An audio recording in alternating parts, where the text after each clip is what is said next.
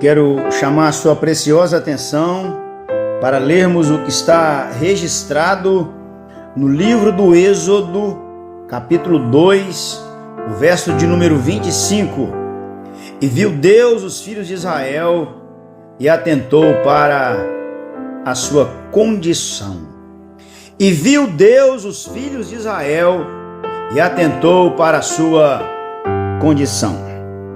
Deus sabe exatamente o que está acontecendo com você.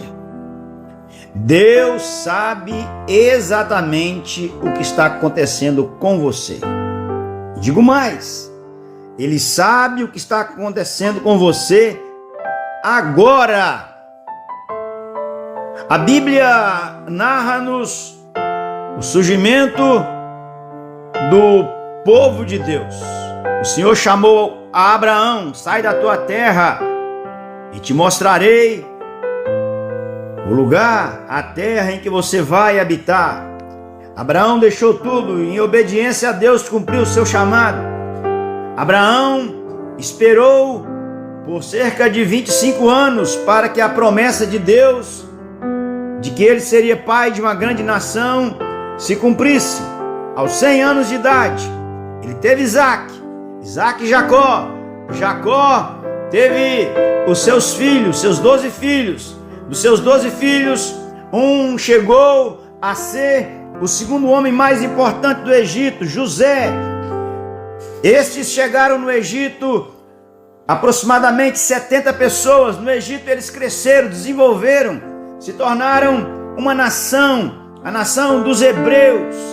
E lá no Egito eles ficaram por mais de 4 séculos debaixo da chibata, debaixo da opressão. Quando Moisés nasceu, por exemplo, havia opressão física, havia opressão emocional, havia opressão social, havia opressão espiritual. Moisés nasce e Moisés é levado para o palácio, lá fica 40 anos aprendendo a respeito de tudo, tornou-se um doutor, um PhD. Passa mais 40 anos nas terras de Midian e lá ele casa-se com Zípora. Ele retorna e ele então é levantado por Deus para ser o libertador do povo de Israel, o redentor do povo de Israel, aquilo que Cristo faria séculos adiante para que o seu povo fosse salvo com a sua morte de cruz.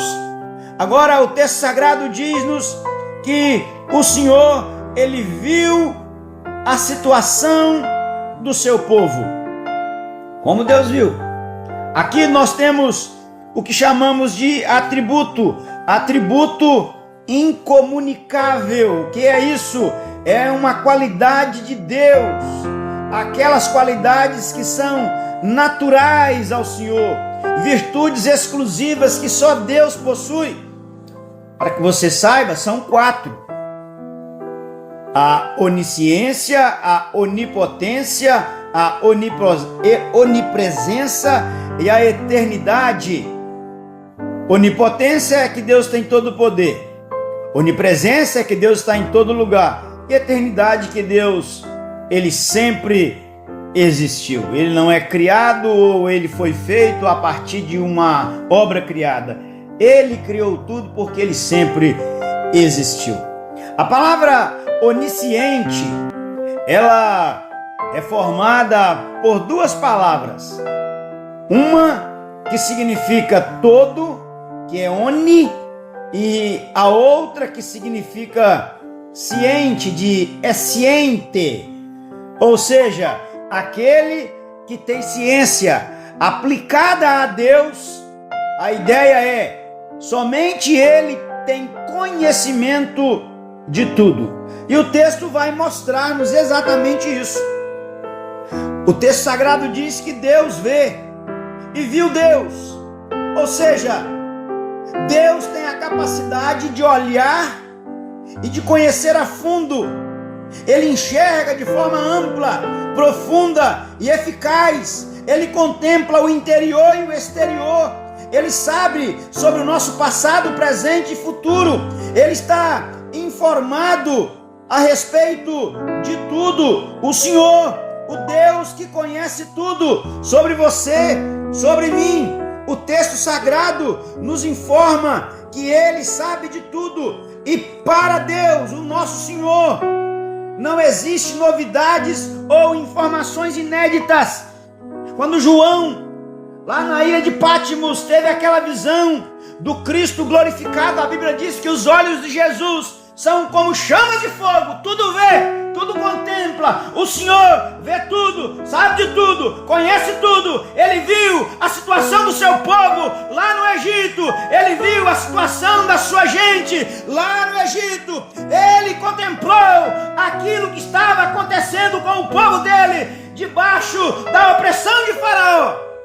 O Senhor olha e vê o que está acontecendo com você, sabe de tudo, conhece tudo. O Senhor não apenas vê, mas o texto diz que Ele vê o seu povo. E viu Deus os filhos de Israel. Israel era o povo de Deus no Antigo Testamento. O Israel de Deus no Novo Testamento é a igreja. É interessante, é bom você saber desta informação. Em Mateus capítulo 16, a partir do versículo 13, quando Jesus caminhava pelas bandas de Cesareia com seus discípulos, os indagou: quem diz o povo ser o filho do homem? Eles disseram: olha, eles falam que o senhor é Elias, outro Jeremias, algum dos profetas, mas vocês, quem dizem que eu sou? E Pedro disse: tu és o Cristo, o Filho do Deus vivo. Jesus disse: sobre esta pedra eu edificarei a minha igreja. A palavra igreja é utilizada no Novo Testamento primeiramente, não pelos apóstolos, não pelo sinédrio, não pelas autoridades judaicas, mas ela sai da boca de Jesus. A igreja de Jesus, guardada, protegida, amparada, sustentada, consolada, confortada, revigorada, alimentada, abençoada por Cristo. Ele é o Senhor da igreja, e Ele disse: as portas do inferno não podem prevalecer contra a igreja. Não há um imperador, não há um rei, não há um monarca, não há um prefeito, não há um governador, não há um presidente, não há uma Suprema Corte, não há ninguém que possa deter a igreja de Jesus. O Senhor vê o Israel dele, a igreja dele, tanto o Israel do Antigo Testamento quanto o Israel do Novo Testamento. A igreja formam a família de Deus, o rebanho do Senhor. Somos o rebanho do Senhor, somos rebanho do seu pastoreio. Temos o bom, o grande, o supremo pastor, Jesus Cristo, que dá a vida pelas suas ovelhas, que olha para as pessoas e percebe que elas são como ovelhas que não tem pastor, e Ele chega, Ele cuida, Ele coloca azeite na ferida, Ele dá o alimento, Ele pastoreia, Ele coloca para longe os lobos, Ele afugenta as raposas, Ele livra as ovelhas que são dele dos predadores. O Senhor vê o seu povo, e Ele vê o seu povo de maneira especial. O Senhor vê você, o Senhor contempla você. Por fim, o texto diz que Deus age em favor do seu povo. Diz a Escritura: e atentou para a sua condição.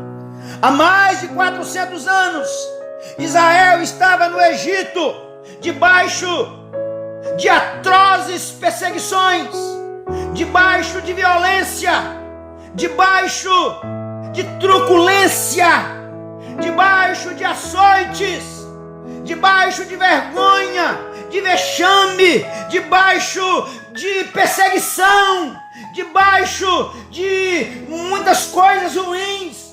Contudo, o Senhor, na sua bondade, na sua misericórdia, Ele atentou para a condição do seu povo. E hoje, agora, neste momento, o Senhor olha também para a sua condição, olha também para a sua situação, e ninguém tocará em você se Ele não permitir.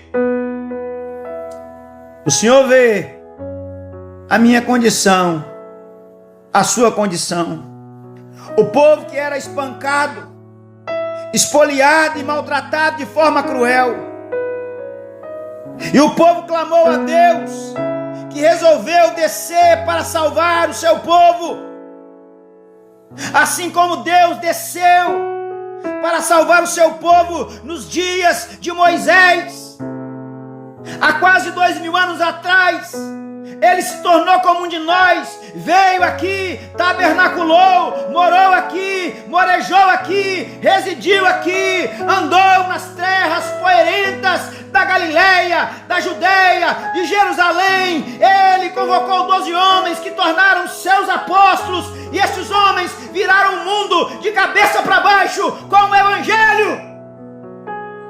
Ele continua cuidando dos seus, vendo a sua situação. Ele continua levantando homens, levantando mulheres, levantando o seu povo espalhado na face da terra para cuidar dos menos favorecidos, para cuidar dos órfãos, das viúvas, para cuidar do seu povo, da sua igreja, para cuidar dos mais ricos dos ricos, dos mais pobres dos pobres, dos quilombolas, dos índios, dos indígenas, do homem da cidade, do homem que mora no meio da mata, da criança, do rapaz, do jovem, do adolescente, do homem, da mulher, do rico, do pobre. Ele não faz acepção de pessoas, e ele veio aqui, se tornou como um de nós, para salvar-nos, livrar-nos da condenação eterna. O Senhor Jesus veio aqui, e agora ele vê a sua condição, agora ele vê o seu estado, agora ele vê como você está, e como Deus outrora levantou Moisés, levantou Jesus, ele levanta hoje você para ser instrumento de bênção na vida de alguém, da sua casa, da sua família, da sua parentela, da sua rua, da sua vizinhança, na igreja dele, na cidade onde você habita, no estado que você mora, no país que você mora. O Senhor levantou Moisés para liderar a saída definitiva do Egito. Assim como anos depois, Deus manda seu Filho Jesus para libertar e salvar a sua igreja. Quero concluir lembrando você: e viu Deus os filhos de Israel e atentou para a sua condição. Deus olha, Deus vê, atenta para a sua condição e vem ao seu encontro.